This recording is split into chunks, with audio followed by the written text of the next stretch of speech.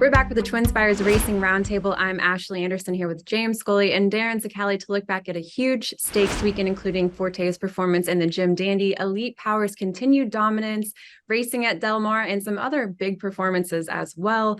Welcome back this weekend, James and Darin. How y'all doing? Good. Awesome. Keeping it simple. Apparently somebody else wants to find out if I'm doing okay. Well, let's jump right in and talk about FORTE'S return to the winner's circle. It was in somewhat controversial fashion. He survived a steward's inquiry to win the Jim Dandy. What do you all make of his performance in this race, and how does that impact your view of the TRAVERS on August 26th? Let's start with James. Well, I think that Forte's performance, his win in the Jim Dandy, sets the stage for a terrific showdown in the TRAVERS. I think there's going to be other contenders, but obviously the big storyline is going to be Mage versus Forte. And I think it's going to be a huge race for both of them. They're really looking to get a leg up in the race for champion 3-year-old male. And Forte, as far as his race itself, I mean, I've seen that kind of performance before from him, whether it was the Florida Derby or the Breeders' Futurity, where he has to really dig deep to eke out this narrow win. You know, he always finds a way, it seems like, if it's going to be close at the wire, to get it done. It was with some controversy, obviously. He, banged his way out, made contact with Angel of Empire, who I don't think was going to be a factor regardless. But I can understand why some people thought it was a DQ. I sort of leaned against it, but a lot of controversy at Saratoga with these, inquiry, whether it's a DQ or a non-DQ. But as far as the race itself, I think it's great. I think, like I said, it really sets a table. The biggest race of the meet at Saratoga is the $1.25 million TRAVERS. And we're going to have a really good showdown, I believe, between Forte, Mage, and then we'll have some other contenders as well, Ashley, or Darin. Yeah, on the DQ, look, in a race like that, it's not a disqualification. It's race riding. It's finding a way through. Angel of Empire had the length of the stretch to be able to outrun Forte to that point. He was clearly not going to be able to do it. Angel of Empire finished third. Forte got up by a nose. I don't think it cost anybody a placing whatsoever. I thought the stewards made the absolute right decision there. In addition, Saudi Crown was kind of drifting through the stretch as well, forcing Forte into Angel of Empire for about 1/8 of a mile there. So, yeah, did he bull his way through? He did. But on the day, the best horse won. Angel of Empire was never going to be better than third in that race. He's such a confusing horse, guys, in terms of Forte. Like there's races where he looks like he's ready to go, locked and loaded. He just does enough to get there in the final strides. They put the blinkers on this time. I suppose he was a little bit more involved earlier on in the race. He showed a little bit more speed, but he's still showing that tendency to kind of wait on other horses. And at this level, eventually that's going to catch up to you, much like it did in the Belmont Stakes where he wasn't able to run down Arcangelo. So if he waits on Mage again, and Mage makes that blitz on the turn like he did against him in the Florida Derby, Mage is a more seasoned, better horse now. I don't necessarily think Forte can re-rally and chase Mage down at this point of their careers like he did back in April. So it's going to be very interesting to see how this 3-year-old picture continues to develop. But Forte, you have to put him at the head of the class now. He's got the Florida Derby. He's got the Jim Dandy. He's second in the Belmont Stakes. And if he wins the TRAVERS, he's going to be champion 3-year-old. But that's a big if, because there's going to be plenty of viable contenders. Todd Pletcher liked the way that he responded with blinkers, and now Forte will be coming off 4 weeks of rest, which he has won in this spot twice before. He won the Breeders' Cup Juvenile off the Breeders' Futurity from 4 weeks of rest, and same thing last year with the Fountain of Youth and then the Florida Derby. But of course, his performance this weekend doesn't make you feel ultra confident that he's going to win, especially facing Mage. What do you all make of the rest of the horses in this field? We'll have potentially Tappet Trice, another Pletcher horse as well. Darin, do you think he has any chance? He's also another confusing horse. No, I don't think I'll ever think Tappet Trice has a chance in a race at this level again. I listen, I'm not saying he's not a talented runner, because he does have a plenty of ability, but his tendency to get left at the start, miss the break, leave himself with way too much to do at the grade 1 level when you're facing the best of the best, it's just not a winning combination. And unless you're, a Zenyatta type, which he is not, you're not going to continue to pass every single horse in every single race. And he's going to need softer competition to be able to rally the way he wants to. So he can show up in the TRAVERS, but for me, he's an also-ran. Yeah, and I agree with that as far as Tapit Trice. I have sort of the same thoughts. Angel of Empire ran better than Tapit Trice did in the Haskell, but I just think he's not as good as Forte and Mage. And Saudi Crown, who was only a nose back, he looks like he's going to go to the Penn Derby. One other horse that's waiting in line and wait is Arcangelo, won the Belmont. The thing with Arcangelo's Belmont performance, it came off of a prep race in the Peter Pan. I'm not keen on his preparation. His trainer's working him like his trainer said he needs at least 10 days between works and just all about spacing. And I just didn't understand that. I think he's going to be a little bit short against the likes of Mage and Forte, because I give Mage's connections a lot of credit for prepping in the Haskell. They were willing to lose that race to try to win the Travers. And yeah, we basically hit everything about that. It should be a dandy on August 26th, the Travers. Nice play on words. Well, let's move over to the sprint division. We had Elite Power extend his win streak to 8 in the Alfred G. Vanderbilt. And over on the West Coast, we had the Chosen Brawn also extend his win streak to 8 in the Bing Crosby A Breeders' Cup Win and You're In Challenge Series event to get to the Breeders' Cup Sprint. So what are your thoughts on the sprint division after these two races, Darin? Yeah, I would say a wide open division, even though these two horses were on win streaks, because Elite Power, I didn't think he was going to get there in the Vanderbilt, and he just did run down Gun Knight, who I think is going to be a major player in the sprint division as well.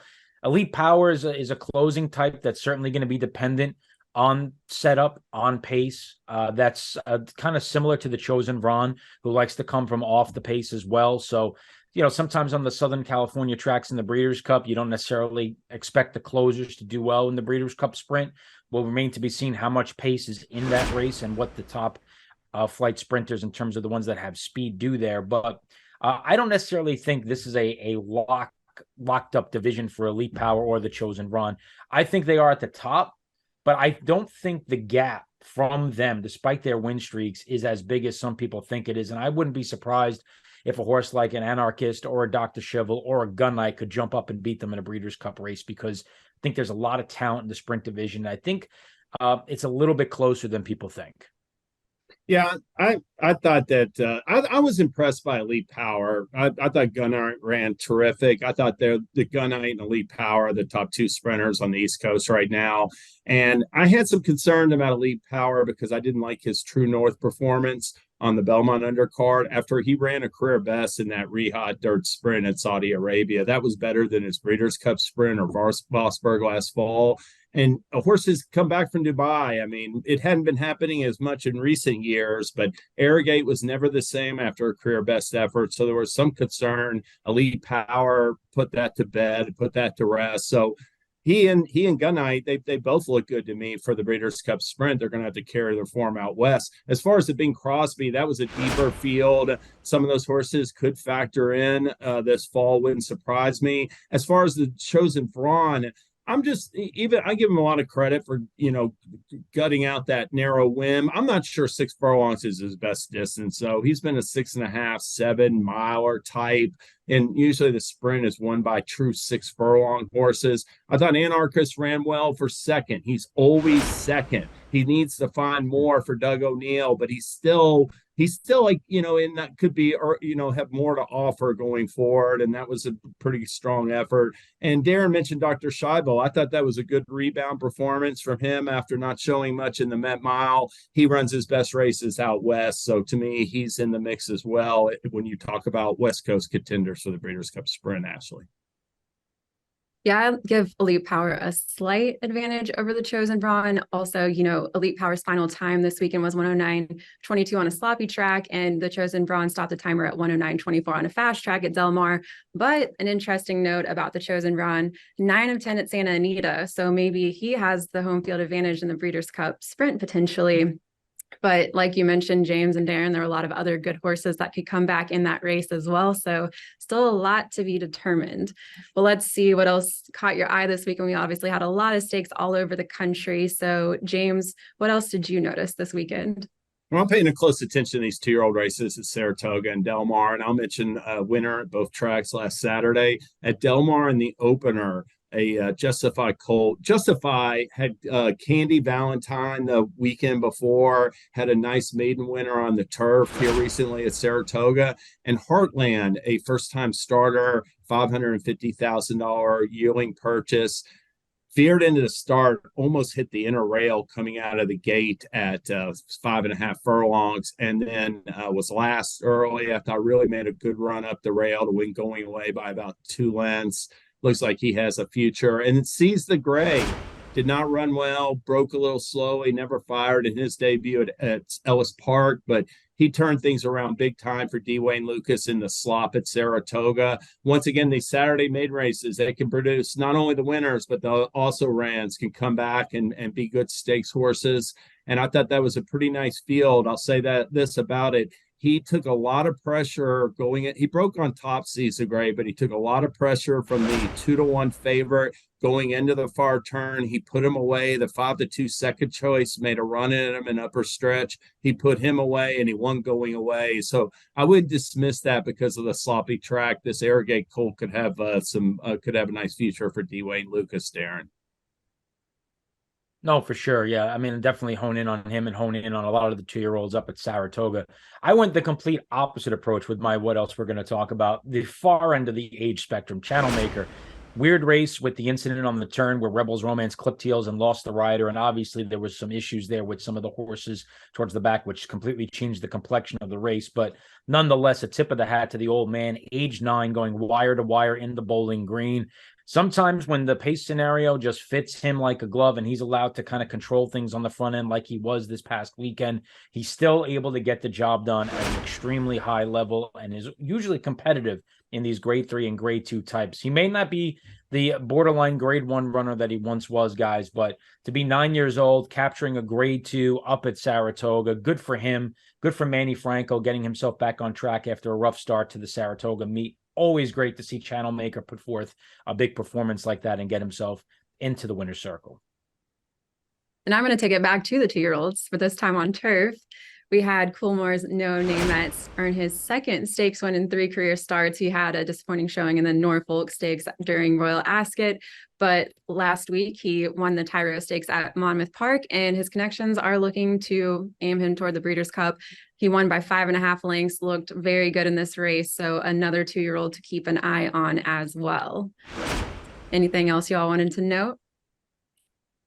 No, it should be fun next week talking about Cody's Wish and the Whitney. So yeah, big weekend for harness racing too. If you're out there, the Hambletonian at the Meadowlands on Saturday, they got that 15 or 16 race card with the $1 million Hambletonian, which is considered the Kentucky Derby of harness racing, and probably will be a massive day from a handle standpoint. They usually handle upwards of $8 million on that card. It'll be the third highest signal of the day behind just Saratoga and Del Mar, as it is each year. So some great betting opportunities.